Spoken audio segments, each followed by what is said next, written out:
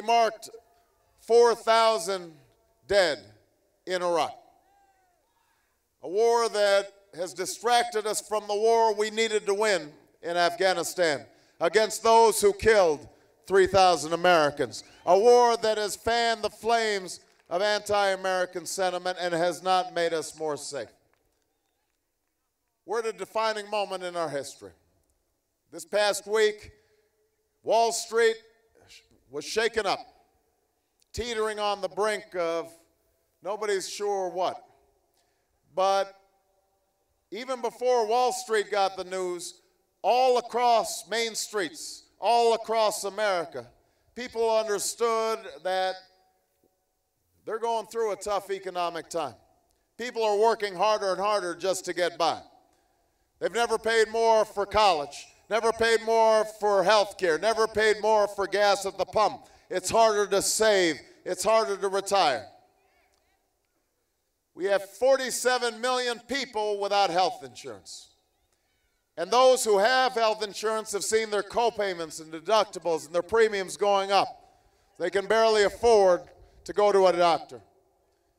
All across America, despite the slogans, we have millions of children who are being left behind, unable to compete in an international economy because their schools are underfunded and their teachers are underpaid and the curriculums are underinspired.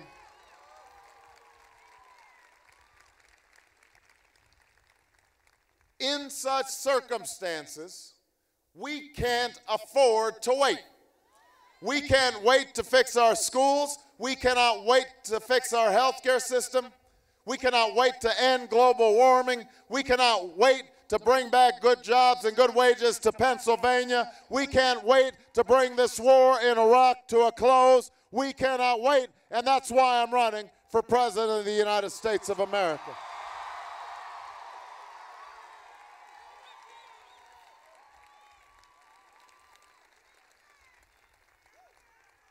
When I announced, I realized that the size of our challenges had outstripped the capacity of a broken and divided politics to solve.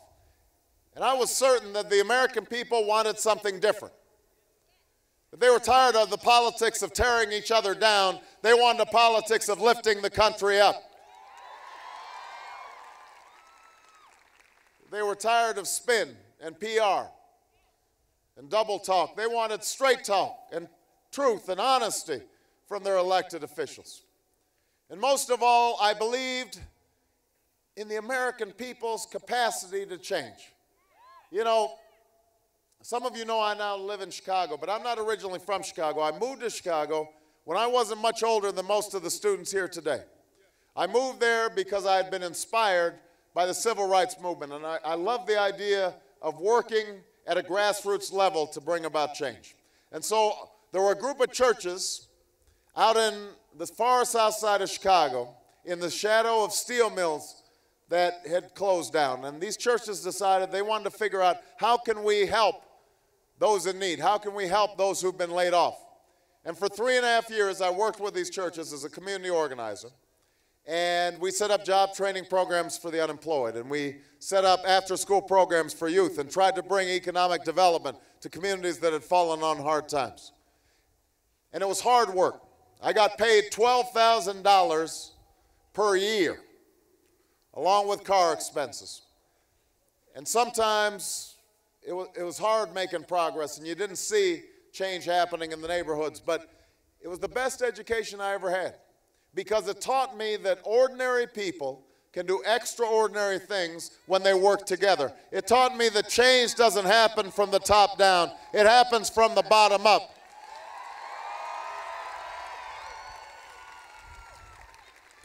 It taught me that if we could just come together, get past all the divisions, then there's nothing we couldn't accomplish. We are a decent and generous people, willing to work hard and sacrifice for future generations. And if we could stop being divided along lines of race and religion and region, if all of us came together, black, white, Hispanic, Asian, Native American, young, old, rich, poor, and challenged the special interests that have come to dominate Washington, but also challenged ourselves to be better, better parents, better neighbors, better citizens. That there would be no challenge we couldn't solve, no destiny we could not fulfill. That was the bet that I was making 15 months ago when I announced.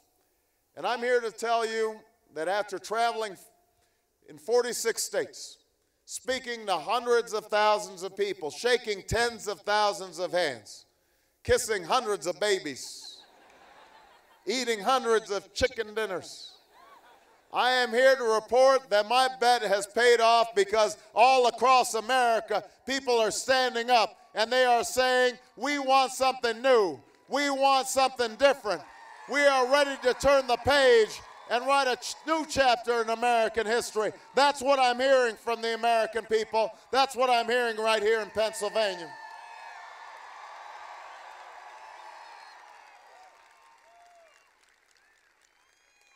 Now, I have to say that as I watch young people coming out in record numbers, registering to vote, getting involved, volunteering, as I watch people take an interest in the election like they haven't in a generation, watching the debates and watching CNN and watching Fox News, as we're seeing people take this interest, I would like to take all the credit. But I have to admit, it's not just me. Because part of what people understand is this November they're going to go into the polling place to choose the next president of the United States. And no matter what else happens, the name George W. Bush will not be on the ballot. And that has everybody excited.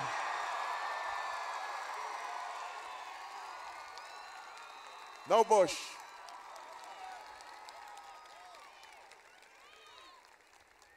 The name of my cousin, Dick Cheney, will not be on the ballot.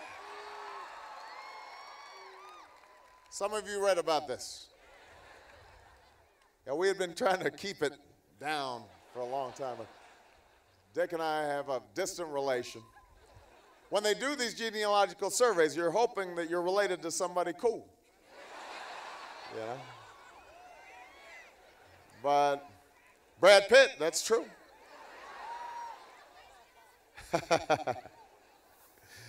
But Dick Cheney's name won't be on the ballot. So what this means is that what we've gone through over the last 7.5 years, the failed policies, Katrina, warrantless wiretaps, Scooter Libby justice, Brownie incompetence, Karl Rove politics, those days will finally come to an end next year.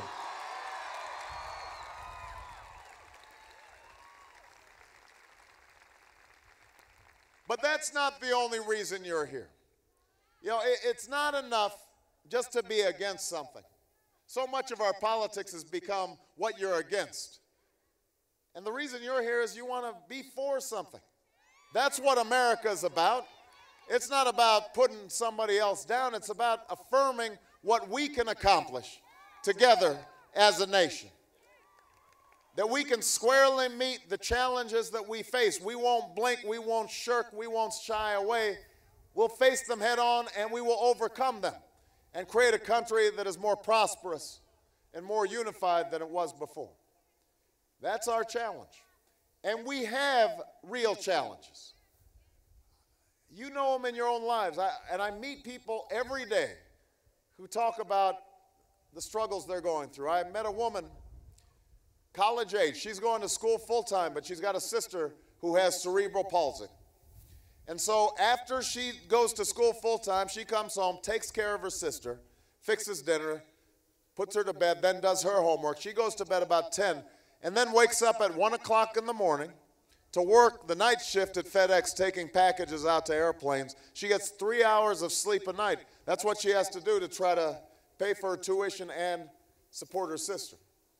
And you know, when she told me these stories, she wasn't telling them out of self-pity.